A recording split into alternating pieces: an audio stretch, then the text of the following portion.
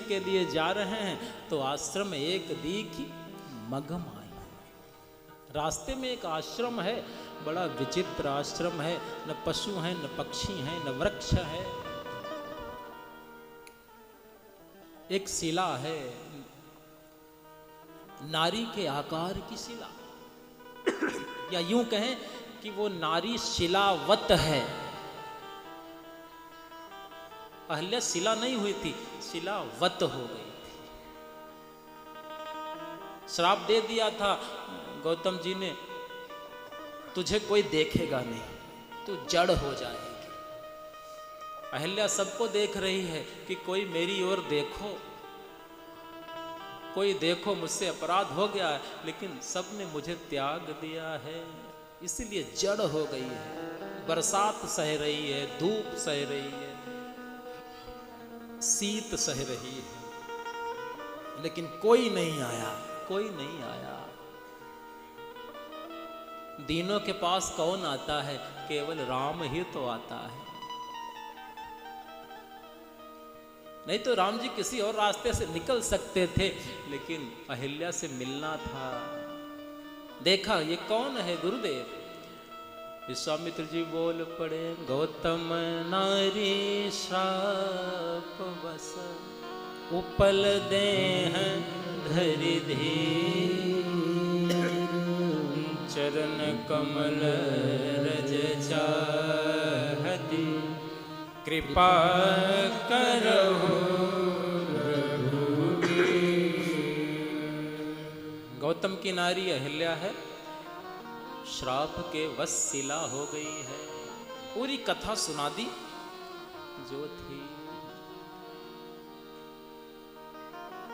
राम जी ने कहा ये अनुचित है, ये एक गौतम की नारी है, मुनि पत्नी है, ब्राह्मण है, मैं क्षत्रिय हूं।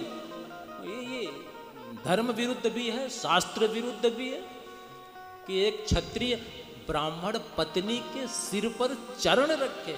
आप कोई दूसरा मार्ग नहीं है, मैं इस पर नेत्रों से करुणा कर दूं? का नहीं, अगर नेत्रों से करोगे तो इसके दोष दिख सकते हैं तुमको, इसका पाप नजर आ सकता है, जो भले ही इसने अनजाने में किया है, लेकिन काम के वशीभूत हो करके पाप हो गया। अगर नेत्रों से आप कृपा करेंगे तो इसके पाप दिख जाएंगे।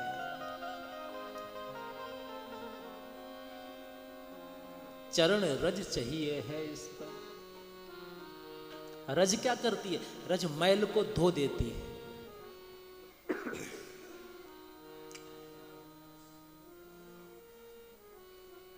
ये अहिल्या पर कुछ मैल आ गया था, थोड़े पल के लिए काम का मैल आ गया था। इसीलिए तो गौतम जैसे परम साधु पुरुष की पत्नी होने के बाद भी अहिल्या काम से बच नहीं पाई। अहिल्या का दोष है, थोड़ा दोष है, काम से थोड़ा भ्रमित हो गई अहिल्या। नहीं तो प्रातःकाल वेला में अहिल्या अपने पति से प्रणय निवेदन न करती।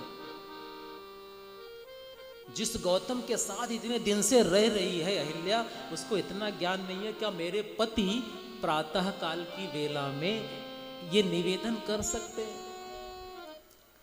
लेकिन कहीं न कहीं सूक्ष्म काम भाव हृदय में रहा, उसके कारण वो पतित हो गई है। हे राघव, आज अपनी चरण रज से उसको निर्मल कर दीजिए। आपकी ओर बाट देख रही है ये साहब। राम जी ने सुना है, आगे बढ़े हैं, और जैसे ही राम जी ने चरण बढ़ाया, राम जी के चरण की रज अहिल्या के मस्तक पर स्पर्श हुई। वह स्वामी जी गुनगुना पड़े, पर सतपद पावन शोकन सावन, प्रगट भई तब पुंज सही, देखत रघुनायक जन सुखदायक, सन्मुख होए कर जोई, अति प्रेम अधीरा, पुलक शरीरा, मुख नहीं आव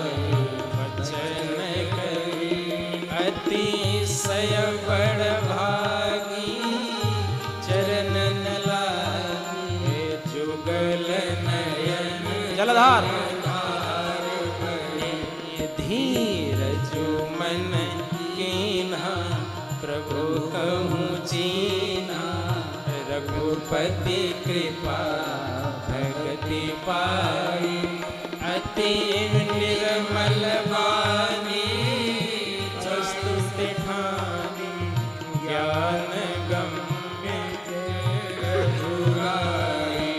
मैं नारी अपावन प्रभु जग पावन, रावण रिपुजन सुखदाई, राजीव विलोचन भव भय मोचन, पाहि पाहि सर्वहि आए। मुनि श्राप जो दीना अति भल कीना, परम अनुग्रह मैं माना, देखूं भरि लोचन हरिभव मोचन, इहि लाभ शंकर जाना।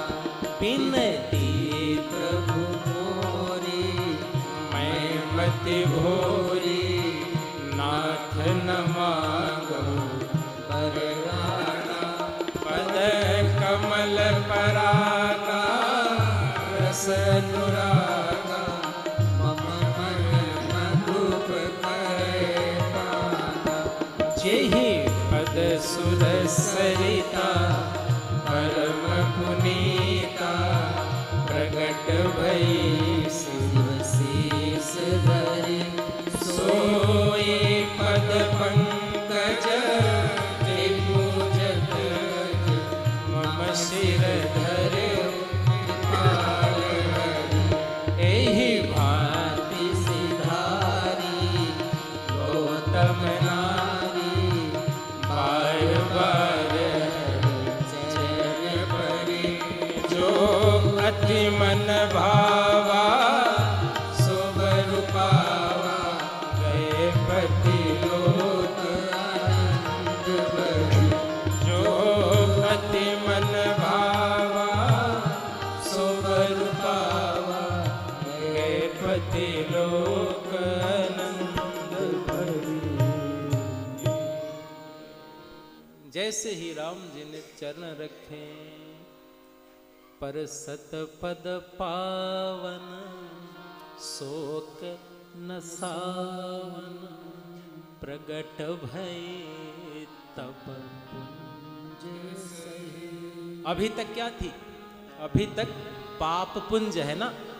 अभी तक अहिल्या क्या है? पाप पुंज। और जो पाप पुंज छोड़िए, जिससे धोखे से भी पाप हो जाता है तो समाज उसको त्याग देता है। अरे उसके यहाँ मत जाना, बहुत धूर्त है, पापी है। लेकिन राम पापी को तो छोड़िए, जो पाप का पुंज होता है उसको भी तप पुंज कर देता है। ये राम तत्व है। प्रगट भई तप पुंज। आश्चर्यचकित सब हो गए। इतना बड़ा अहिल्या ने पाप किया, फिर भी राम ने उसको स्वीकार कर लिया। ये कौन है आखिर? अहिल्या को भी आश्चर्य हुआ, क्या मुझ पर भी कभी कोई करुणा कर सकता? इसीलिए बड़ा आश्चर्य से राम जी को देखा है। देखत रघुनायक जन सुखदायक, सन्मुख होए कर जोड़ी। केवल हाथ जोड़ी है और नेत्रों से जलधार बह रही है। कुछ कह नहीं पा रही। उसको भरोसा नहीं हो रहा कि जिसके पति ने उसका त्याग कर दिया हो, पूरे समाज ने जिसका त्याग कर दिया हो, आज इतना कौन उदार आ गया है, कौन इतना करुणा सागर आ गया है जिसने मुझ अहल्या पर उद्धार कर दिया है। मैंने तो कोई स्तुति भी नहीं की, कोई साधना नहीं, क्योंकि मैं जड़वत थी। मान लो कोई भजन करे भगवान का, उस पर करुणा हो तो समझ में आता है, लेकिन मैं तो जड़ थी, मैंने तो भगवान का नाम भी नहीं लिया, फिर भी मुझ पर करुणा कर। मुख में वचन नहीं आ रहा है। अतिशय बड़ भागी तुरंत चरणन लागी, जुगल नयन जलधारे बही। केवल नेत्रों से अश्रुधार बह रही है। कृपा कैसे करें? सबरी अहिल्या ने कहा, प्रभु मैं आपकी स्तुति करना चाह रही हूँ, लेकिन आपकी स्तुति तो निर्मल वाणी से होती है, और मैं तो पतिता हूँ, मैंने तो पतिव्रत धर्म को नष्ट कर दिया था, इसीलिए मेरी वाणी इतनी पवित्र नहीं है कि उस वाणी से आपकी स्तुति की जाए। मैं चाह रही हूँ कि आपकी स्तुति गाऊं, लेकिन मुझे क्षमा करें प्रभु। तो राम जी ने कृपा कर दी। कैसे कृपा कर दी? डायरेक्ट कृपा।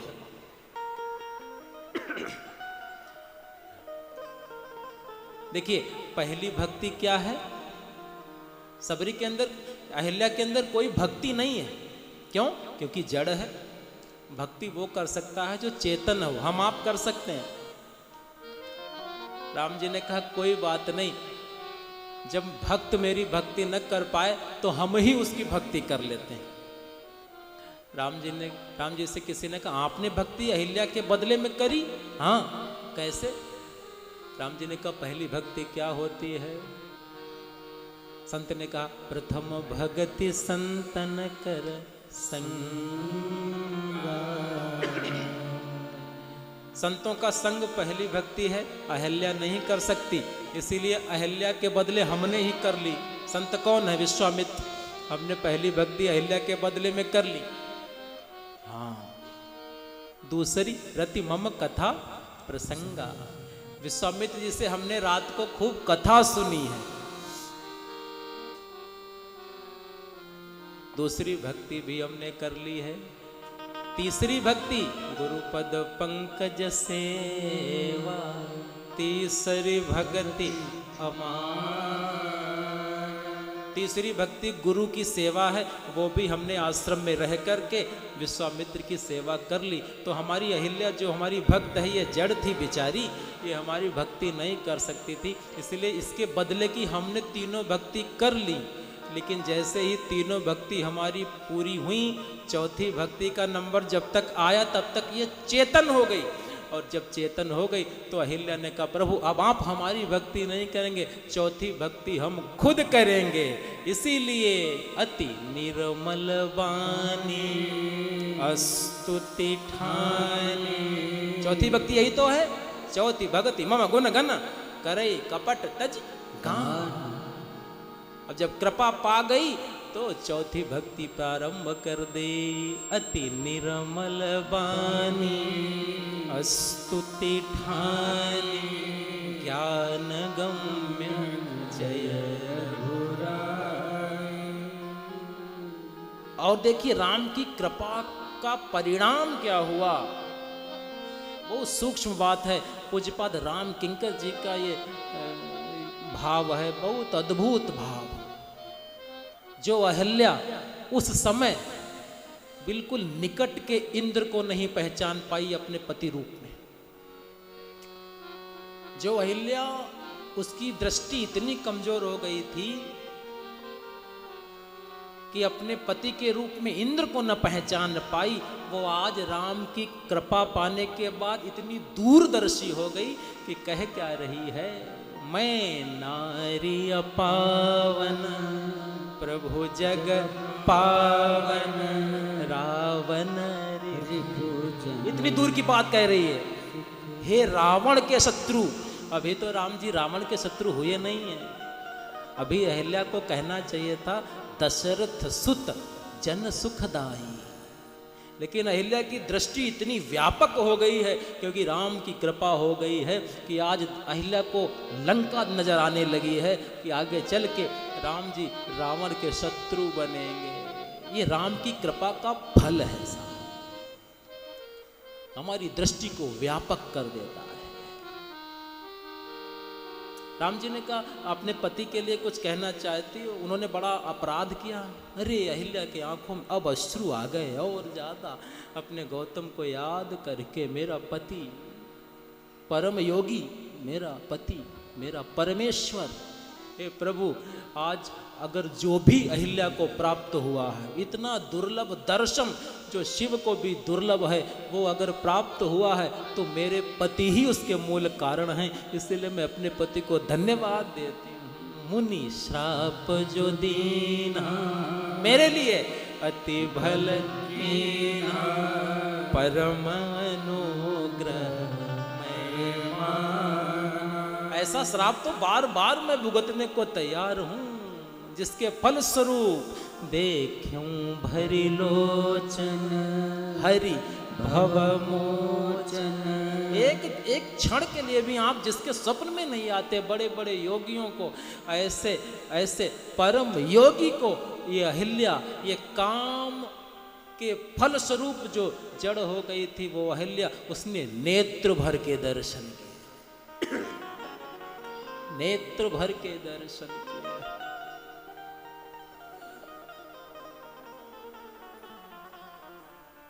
कुछ वरदान चाहिए? हाँ प्रभु, एक चाहिए। अब देखिए, अहिल्या ने इंद्र को याद नहीं किया, ये ध्यान रखना। गौतम को तो याद किया है जिसने अहिल्या को इतना बड़ा दंड दिया है, लेकिन इंद्र को नहीं याद किया। दुष्ट व्यक्ति छल करके प्राप्त भले कुछ कर ले, लेकिन समाज उसको याद नहीं रखता है। इंद्र की चर्चा भी नहीं की, न परमात्मा से यह कहा कि इंद्र को दंड दो, कुछ नहीं, सावधान, बिल्कुल शांत अहिल्या है, दंड भी नहीं मांगा इंद्र के लिए। क्या चाहिए?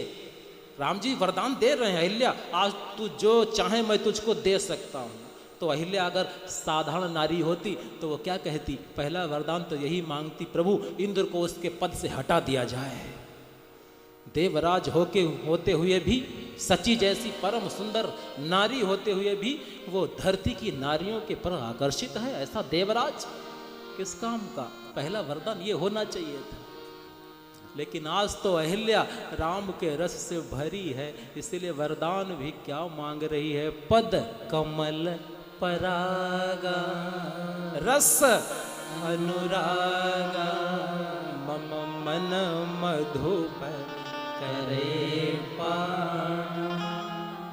सूक्ष्म भाव अहिल्या का ये भी है, मन मेरा भंवरा है, और वो भंवरा आपके चरण रूपी कमल के पराग का निस्दिन पान करता रहे। मन क्या है? जिसको सुंदर देखता है वहीं चला जाता है, आज यहाँ कल वहाँ, कल वहाँ। अहिल्या ने कहा मेरे साथ भी ऐसा हुआ, कहीं न कहीं मेरे मन में इंद्र के प्रति आसक्ति थी, इसीलिए मुझसे अपराध हुआ। लेकिन अब ये मेरा मन आपके चरण रूपी कमल के पराग का ही निरंतर पान करता रहे, दूसरे रस की ओर जाए ना, ये वरदान दे दीजिए। हे प्रभु, आज आपने मुझे शिव जैसा बना दिया है। अहिल्या ने कहा, राम जी ने कहा शिव जैसा कैसे? प्रभु शिव के शीश पर भी गंगा है, और आज आपने अपना चरण मेरे सिर पर रख दिया है, वही चरण जिनसे गंगा जी का प्रादुर्भाव हुआ है, और वो गंगा शिव ने अपने चरण शीश पर रखी है। सोई पद पंकज जेहि पूजत अज, मम सिर धर्यो कृपाल। गौतम ऋषि भी आ गए हैं, आज अहिल्या का गौना हो रहा है। गौतम ऋषि विदा कराने आ गए हैं अपनी पत्नी को, और ये ऐसी पत्नी है जिस पत्नी के कारण पति को भी राम दर्शन सुलभ हो रहा है। आज गौतम ने अपनी पत्नी के आगे हाथ जोड़कर प्रणाम किया है, देवी मुझसे बहुत बड़ा अपराध हो गया, लेकिन मैं धन्य हूँ कि गौतम को अहिल्या जैसे पत्नी मिली है, जिसके कारण ब्रह्म का दर्शन करने का सौभाग्य प्राप्त हुआ है। आज वो पति जिसने त्याग दिया था अपनी पत्नी को सम्मान से ले जा रहा है। यही भांति सिधारी गौतम नारी, बार बार हरि चरण परी। जो अति मन भावा सो बरु पावा, गए पति लोक आनंद भरी। राम जी ने कहा साकेत धाम जाएगी अहिल्या? अहिल्या ने कहा नहीं प्रभु। गोलोक जाएगी? नहीं प्रभु। बैकुंठ? नहीं। स्वर्ग? नहीं, स्वर्ग तो बिल्कुल नहीं। अहिल्या ने कहा तो कहां जाएगी? अपने पति लोक, अपने पति के साथ जाऊंगी। अपने पति पर कोप नहीं है? अरे नहीं, अभी तो हमने कहा इनके कारण ही तो आपके दर्शन हुए। देखिए अहिल्या कह रही है कि पति के कारण राम दर्शन हुआ है, और गौतम कह रहे हैं कि अहिल्या के कारण राम दर्शन हुआ है। ऐसा युगल अहिल्या की पावन गाथा। अहिल्या ने बार बार राम जी को प्रणाम किया है और गए पति लोक आनंद भरी। गोस्वामी जी ये कथा सुनाते सुनाते रो पड़े और अपने मन को समझाने लगे। अस प्रभु दीन बंधु हरि, कारण रहित दया, तुलसीदास सठते ही भजु, छाड़ी कपट